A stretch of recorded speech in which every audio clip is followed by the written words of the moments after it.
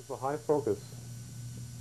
It is a principle of the Baha'i faith that members of different religions consort together and talk together and meet together in a spirit of friendship and harmony. And today we're talking with Rabbi Leonard Zoll. I'm very happy to have him with us today. And I'd like to thank you for being on Baha'i Focus. My pleasure. We wanted to do a segment on Israel. You've been to Israel a couple of times, and I was just wondering, what do you think is the significance of the present state of Israel?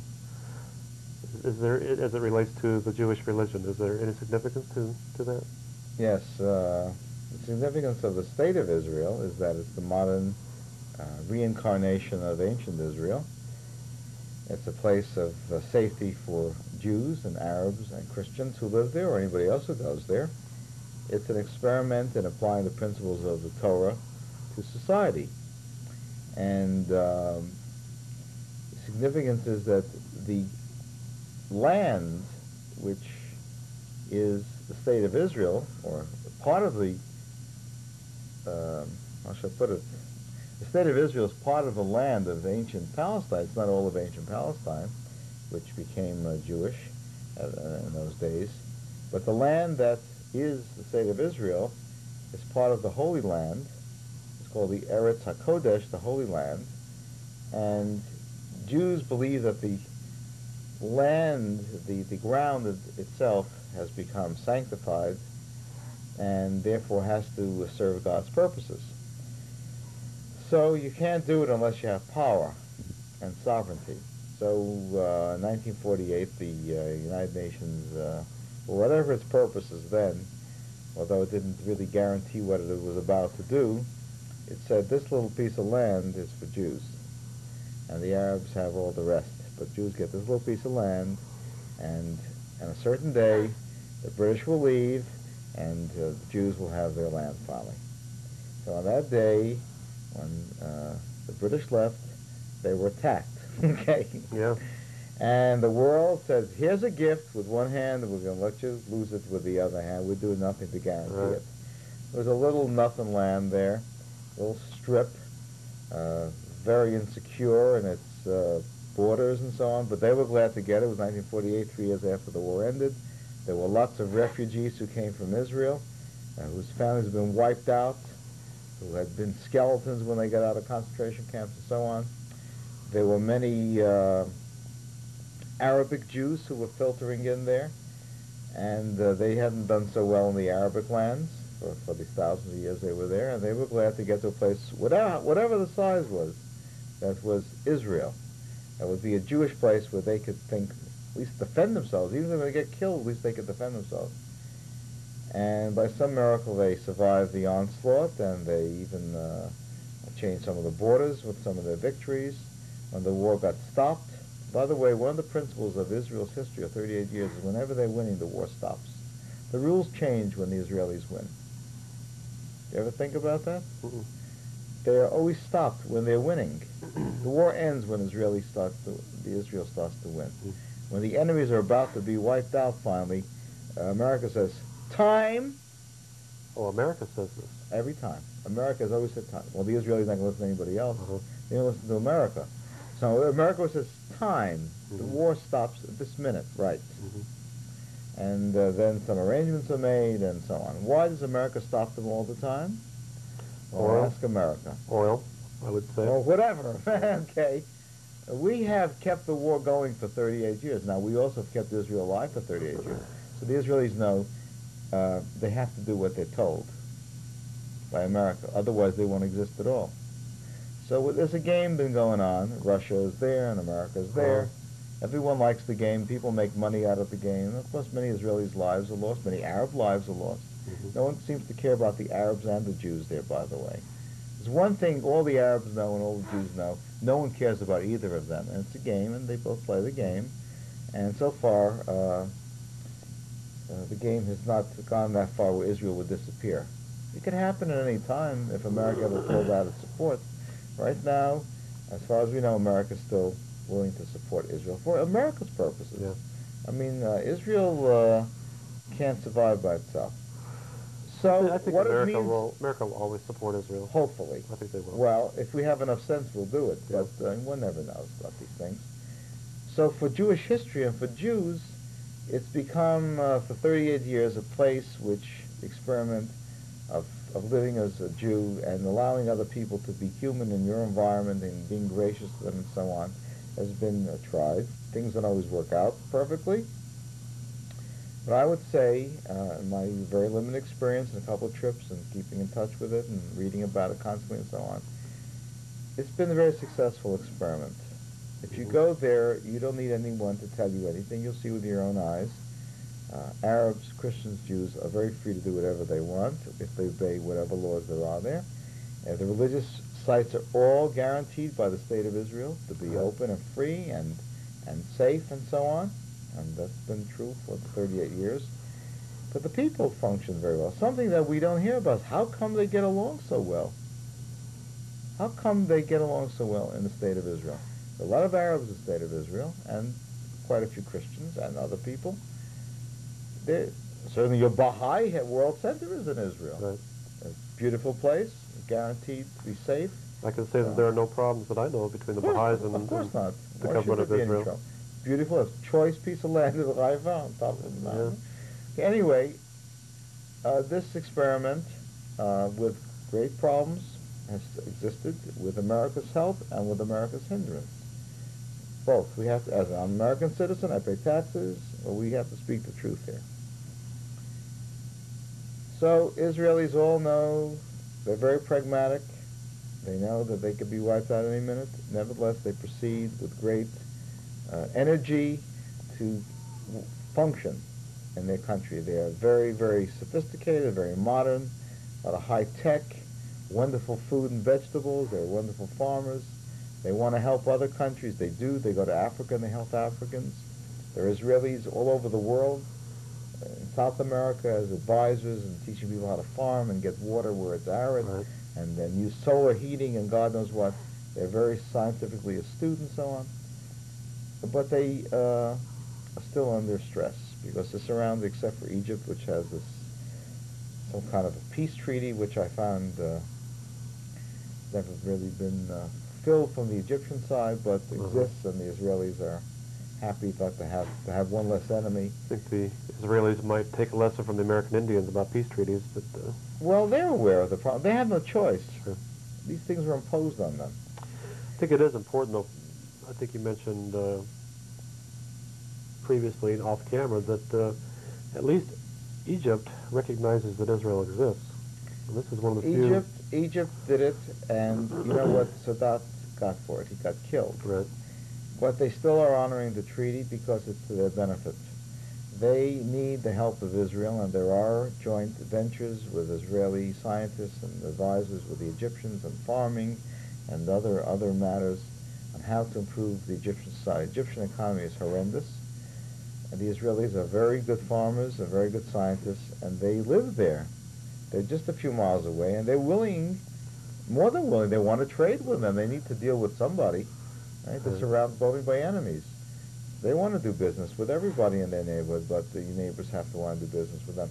So they're trying to help Egypt, and Egypt, of course, has not fully reciprocated. It's very dangerous for the Egyptians. They're nervous about it. The other Arabs who are enemies of Israel are nervous about Egypt and put pressure on them. But nevertheless, America made a deal with Egypt and Israel to cool it. Mm-hmm. It's good for both sides to have America as your friend. Nobody wants America to be its enemy except some maniacs here and there. But if you're smart, you want America to be your friend. America gives money to everybody. Helps everybody. We're very nice and friendly if you're nice. So Egypt is benefiting from American assistance and from Israeli assistance to improve its condition. Egypt is in bad shape. The other countries would benefit too. There's no question. Israel would trade with them and be friendly with them. They don't want any wars. Within Israeli society, there are many people saying, look, we'll give up anything for peace. They gave up plenty in the Sinai. They gave back an oil well that they found and developed. They gave back their land, which they won in the war. Everybody who wins land in the war doesn't give it back. Only Israel always has to get stopped and give back things. And they want to give back. They don't want a lot of things that they're controlling now. It's a nuisance to them. But they're not going to give it back until someone sits down and talks to them. Right. So for Jews, it's only another example of how the world works. And we're not stupid. We've been around 4,000 years, and we know how things work. And we do the best we can in any circumstance. I was at a meeting one time where I think he was the vice consul of the Israeli embassy was speaking. And he says you can talk about all the considerations in Israel and the surrounding area that you want, but what it primarily comes down to is a religious issue. That it comes down to Jews versus Muslims. And that unless you resolve this problem between the Jews and the Muslims, you will never have peace in Israel. What do you think about that? Yes, that's possible. That is I think I told you before. My view is it can only be solved on a religious basis. Uh-huh. I believe that because the people in the area are religious people. Well, then Islam has to get its act together. It has to acknowledge that Jews have a right to have power. Uh-huh. Is my understanding. Why do you think that they don't acknowledge that? My understanding is that it's built into the Quran and in Islam that because Jews and Christians are not Muslims, they are inferior. Now, I would like to be corrected in that, but that's my understanding of my studies, that in an Islamic region, Jews and Christians are to be a lower level, physically lower, and the social status has to be lower. Right. Therefore, it's a great affront to them to be defeated in every war by Jews. Right. You can also add Baha'is to that list. Baha'is all right, but everyone is in that list, right. And that's an Islamic principle. Right. I'm not going to argue with Islam, but if that's the nature of the problem, then they have to do something about it, because no Jews are going to go out of business because Islam doesn't want them to have power. Right. Okay? And no Christians are going to agree to that either. What do you personally feel about Islam? Do you think Muhammad was a prophet? No. We say the last prophet was Malachi, who lived 2,500 years ago. Okay. We say prophecy ended with Malachi. That doesn't mean revelation ended, but prophecy ended as we understand prophecy. So no one after Malachi was a prophet. They could have a revelation. They could understand the will. Everyone could understand the will of God. But the technical title... What do you mean by revelation? How? You are sitting It's my understanding that revelation comes to a prophet and he gives it to humanity. Is that, you're saying that ended with Malachi? That's what we claim. You can be sitting here in this room and all of a sudden you have a brilliant new idea on how to get rid of AIDS. Uh-huh. That's fine revelation. Okay. Or you're sitting and or you're walking around here and you look at and see the birds and the trees and you say, my God, I know how to get rid of pollution. Oh, that's divine revelation. Everything comes from God, we think. So you understand something about the will of God and the way the world works. That's revelation, but not prophecy. Uh-huh. Prophecy is a certain form of revelation which we say ended. Others say it didn't end. Well, fine. You pay your money, take your choice. Well, we can't accept any more prophets because we say it ended. What you say prophecy? Prophecy is something that foretells something. What do you mean by prophecy? A prophet comes and says, you have a rotten society. Okay. Here. When I think of prophecy, I think of someone who comes and says, Messiah is going to come, he's going to do this and this and this. That's not what the prophets were doing. They came and said, you're rotten, your society is rotten. Okay. What's wrong with you? Why don't you do the will of God? Okay.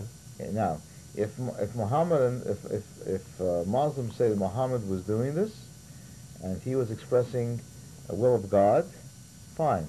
We say that nothing new is introduced by prophets. They are simply reinforcing the Torah. If the prophets introduce something new and it's not in consonance with the Torah, then we say they're not prophets. That definition is given in the Torah. It's asking who is a false prophet. If a prophet comes, they say, if a prophet comes and says X, Y, Z, which is against the Torah, which is A, B, C, then you kill him. He's a false prophet. Namely, no one is bringing anything different than the original revelation of the Torah. And that's supposed to give you another dispensation. Right? The thing that seems to be common between the members of each religious group is that, for example, you say revelation ended with Malachi. No, not revelation. Prophecy. Prophecy, okay, I'm sorry. The Christians would say that it ended with Jesus, and the Muslims say it ends with Muhammad. So that's why we have a lot of religions. We're not against other people believing whatever they believe, whatever you want. Mm-hmm. We don't care what people believe as long as it's not idolatrous and it doesn't interfere Right. with us and it's not unethical. That's what We believe that people can believe whatever they want. in no sense did Muhammad ever say that he always talked about the one God. I was just wondering, in the law, He the might not have teachings said seem- anything, but his followers said things. If they say he's the greatest of the prophets, we say that's not true. Moses is the greatest of the prophets. Uh-huh. Well, the Christians say that Jesus was the greatest of the prophets. Terrific. So that's why we have three different groups. I'm a Moses guy, and this guy's a Jesus guy, and this is a Muhammad guy. Yeah. Fine. So what does it take? Let's bring this back to Carbondale. We were just in Israel. Let's come back to Carbondale. Yeah. You're a Moses guy. There's a Jesus guy. Fine. There's a Muhammad guy. Terrific. I personally am a Baha'u'llah guy. Good. From a Baha'i perspective, I've been taught that these people they try to live a good life. They worship one God. Baha'is think it's the same God that runs through all the religions. At what point can we begin to build a dialogue between the different groups? Is it possible to build a dialogue I have on a been religious basis? a teacher of religion in colleges and comparative religion, and it was my impression in studying the various religions that the basic principles of all the religions are the same because they have to be. If they're true, then they're going to be the same. Right. So there is a core of truth in all the religions, otherwise they couldn't exist. And if we study them, we will find a certain core of truth. Right? All religions have what's called the way. Right. So we call our way the Torah, other people call it other things. Mm-hmm. The basic principles of the way are always the same, in my understanding of it. Right. So why don't we get together and agree what we agree on, and then why don't we agree on what we need to do to get to the minimal standards of human decency, and then we'll worry about the other specific things. As I would say to fellow clergy of various religions, our basic problem is paganism. Let's get rid of paganism and worry about the other stuff. We live in a pagan country. America is a pagan country. It's filled with hundreds of millions of pagans. Mm-hmm. Despite all the churches and synagogues and some mosques and whatever, they're mostly pagans in this country. If we didn't live in a pagan country, it would be a different. We'd have justice. Mm-hmm. Okay? We'd have more truth. We wouldn't have all these drunkards and all these drug addicts running around. And all these prisons, we haven't got enough prisons for all the people who want to stuff into them. What's wrong with our country? It's a pagan country. If we had really, truly God-fearing and God-obeying people, would we have so many problems? The answer is no. Right. So we have paganism. We have the wrong gods being worshipped in this country. I think also from a Baha'i perspective, also you have to realize that you're a good person, and that I know Muslim people, and they're good people, and if I can deal with them as individuals, and I really can't deal with groups, I can only deal with individuals, with respect and with dignity, there's no problem. Look, in Jerusalem, when you go up on the Temple Mount, where the temple used to stand, ostensibly, when you go up in there, there were two mosques. There were no synagogues up there. Mm-hmm. There are two mosques. The Temple Mount is under the control of the Ministry of Religions in Israel. But the Temple Mount operation is given to Muslims to operate. If you go up in there and you walk up there holding your wife's hand, a Muslim guard will run over and tell you to stop, as it happened to me. He said in Hebrew, asur, it's forbidden. I'd forgotten I'm not supposed to hold my wife's hand because those are his rules. Uh-huh. So I let her hand go. I go over to his mosque and I take off my shoes if I want to go in. Those are his rules. And in the state of Israel, you must follow his rules or you get off the Temple Mount and you get away from there, because that authority is given by the state of Israel to Muslims to run their place as they see fit.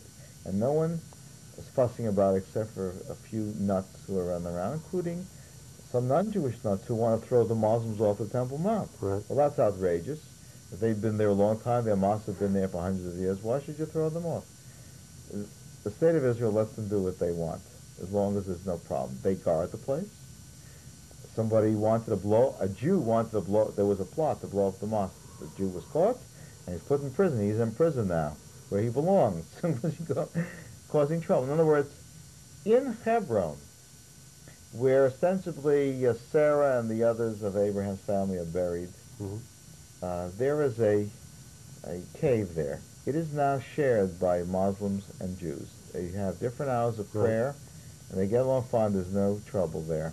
The State of Israel guarantees religious freedom to all religions, all recognized religions in Israel, and there's no problem about it because the authority, the power of the State of Israel guarantees your freedom to do what you want as long as you don't cause any trouble. That's not the way it is in other countries. Is there anything in the Jewish writings about rebuilding the temple? Yes. In some future times, some Jews want the temple rebuilt. Mm-hmm. Is that in the rabbinical writings? Post-biblical, yeah, okay. I know a lot of Christians say that it is essential. That, well, some of the people who are causing trouble are Christians who want Jews to throw the Muslims off the mount. Right. That would be a disaster. I've heard rumors that somewhere someone has constructed a prefab temple waiting to be put up there. I know nothing I don't know if that's going to be pretty big prefab. The temple was pretty big. The temple was huge. Look, these people are believers in non-freedom of religion. These people have these ideas. And that's not the way to conduct business. If the Muslims want to move their mosques off there and make room for the third temple, that's possible. But no Jew is going to chase them off there because it would be inappropriate. One characteristic that also binds together, it is common among the religious groups, is that the idea that the Messiah is coming.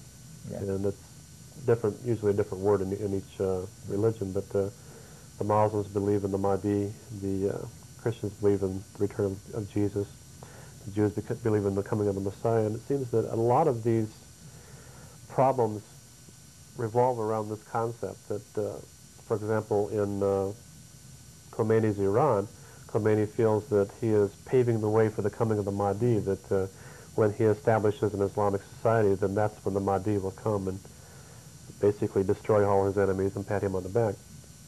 And that's pretty much the idea in all the religions. When Jesus returns, he's going to destroy all these other people and pat the Christians on the back. And I don't know if that really carries through. Destroy all the other people? It just says in the book, the dividing of the sheep and the goats and these sort of things. In the Jewish writings, at least in the biblical part, as far as I know, it says that all people will be brought together before God. That's right. All nations and tongues, and that they will all worship God. So I just wonder if instead of saying that one group is wrong and my group is right, or whatever, that perhaps they're all right. As I indicated before, it's not a problem for us. Mm-hmm. We think that God will take care of it when he's ready, and it's not our business. Mm-hmm. So if we minded our own business and conducted our own affairs and left the messianic promise to God to fulfill, we'd all be better off. Mm-hmm. Who do we think we are to tell God what to do, and why are we so concerned about it? Don't we have enough to do? Why don't we go out and clean up the highways of America, dry out the drunks and the drug addicts, get some better schools going, teach people how to make a living, stop people from battering each other and their children and their mothers-in-laws and so on and so forth. Why don't we encourage people to live more healthful lives without polluting food and polluting the land? So what are we so worried about the messianic times? God will take care of it when he's ready. That's not our problem.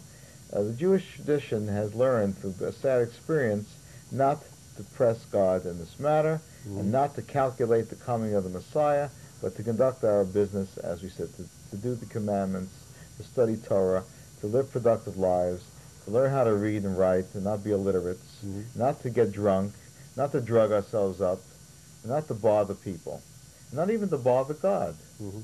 Some people bother God too much. Why don't we tend to our business, which is to do his will and make the world a nice place? There really is. One thing I like to do is look at the common features of each religion.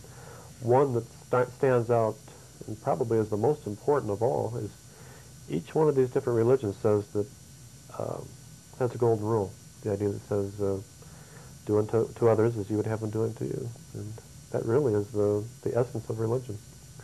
Once you start doing that, then There won't be any wars. There won't be any strife. Well, most people don't take religion too seriously. They make an excuse of it, their Uh-huh. religion, to cover their own inadequacies.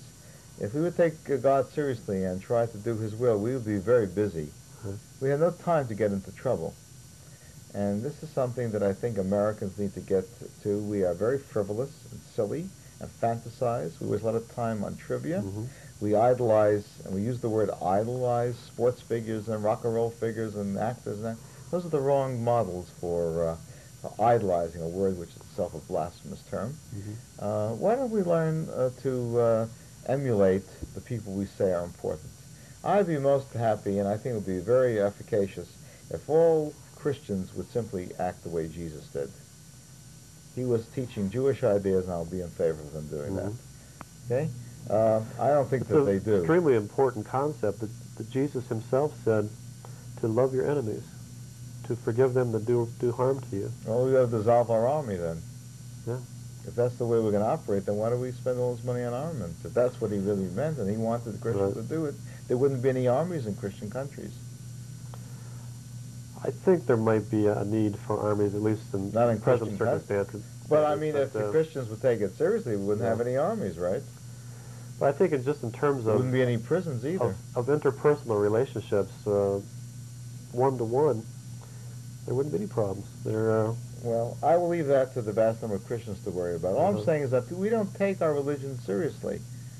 Right? And that's why we get into trouble. We have Mickey Mouse religion in America. We're not serious about religion. If we were serious, there wouldn't be enough churches and synagogues to hold all the serious people. Mhm. We wouldn't have to worry about philanthropic taxing. We would give our money and we would create programs, and we'd go and find the people who have problems and we'd help them. We wouldn't have to have so many social service institutions. We would do the job. We have created it because we don't want to do the job.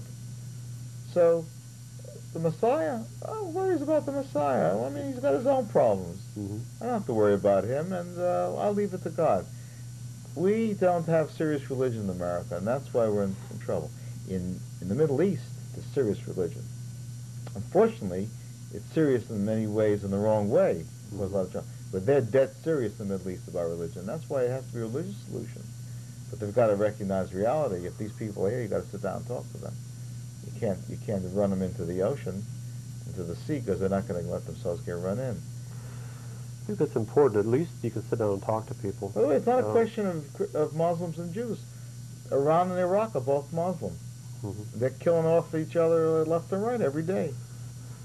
They're both Muslim, but it's more like Catholics and Protestants. There are different kinds of Muslims, and they You each brought feel that a sad subject up too. I mean, it's not a question of different religions, right?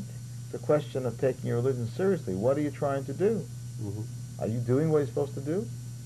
If indeed they're both doing what they're supposed to do, we're all in trouble. We're supposed to annihilate the other side? We've got about a minute and a half left, and I think one thing that, By the way, everyone should visit Israel immediately. It's perfectly safe. especially the Baha'i house, The food is very Baha'i good. shrines there, Shrine is beautiful. I was there. You come with me. We'll Yeah. go to go to Jerusalem. I would like to see a dialogue between people of different religious groups. Let's do it. The Jews, the Muslims, the Christians, the Baha'is. Let's do it. And I'd like to do it on TV, and I'd like to do it on this show. Very So important. if anybody out there sees this and they would like to participate, my number's in the phone book. Just look under Baha'i in the white pages, and you can get a hold of me. And Carbondale's a perfect place to do. We have many Muslims, many Christians, we have and people some of every Jews, background here. and some Baha'i, and some Quakers, Right. and some all kinds of people. Why don't we do it in Carbondale? It's a microcosm. We could do it easily here. All right, let's do it then. Okay. Okay. For Baha'i Focus this week, we're just about out of time. We're talking with Rabbi Leonard Zoll, and maybe we get something going here. Maybe we get talking to each other and start accomplishing something constructive. Thank you. So this week, this is Baha'i Focus.